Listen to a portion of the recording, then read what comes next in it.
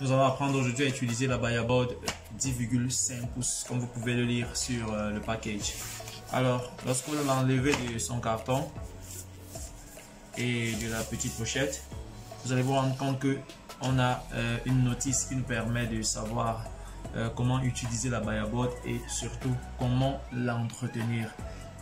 Il faut vraiment le lire. C'est la première des choses qui doit être faite en fait par nous, peut-être parents et par nos enfants, avant de commencer à utiliser la Bayaboard pour avoir vraiment les bonnes pratiques.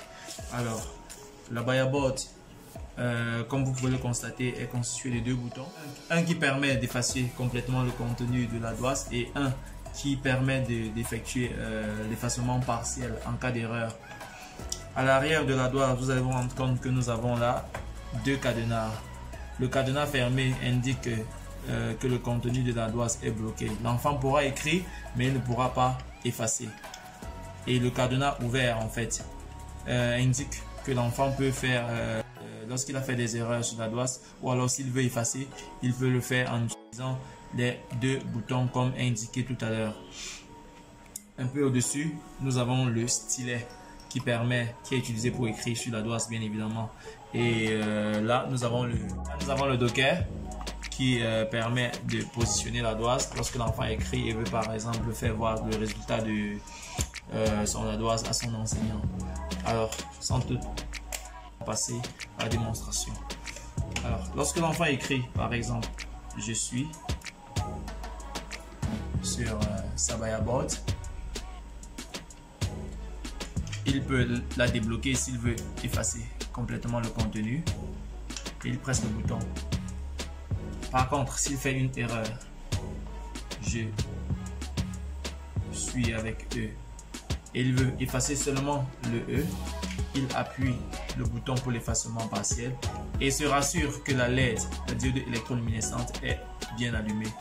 Ensuite, il peut gommer le contenu ou alors la zone à corriger. Lorsque ceci est fait, il presse sur le même bouton et il corrige. Et s'il veut effacer complètement le contenu de la doise, il appuie là. Si l'enfant écrit « je suis » et la doise est bloquée à l'arrière, comme je précisais tout à l'heure, il ne pourra pas effacer. Que ce soit l'effacement partiel ou l'effacement complet, il ne pourra pas le faire, comme vous pouvez le constater. Aussi, la pile n'est sollicitée que lorsque l'enfant efface le contenu de son ardoise. Là, lorsqu'il efface le contenu de l'ardoise, la pile est sollicitée. Et la pile se change assez facilement. Pour la retirer, elle se loge dans cet espace. Et pour pouvoir l'enlever, c'est assez simple. Il suffit de presser là et de tirer.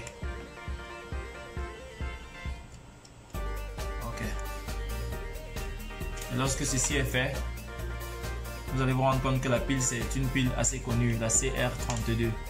Vous pouvez la trouver n'importe où. Et lorsque vous voulez remettre la pile, rassurez-vous que le dos de la pile soit bien dans cette position.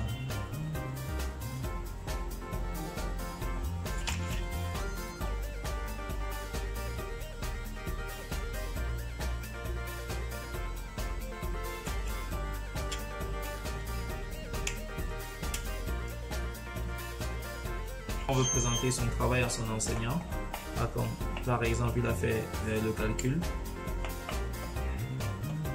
et il veut faire lire par l'enseignant. Pas besoin de tenir la doise, il suffit de lever le docker et de positionner la doise, tout simplement. Ensuite, l'enseignant pourra passer et vérifier les résultats du calcul de votre enfant.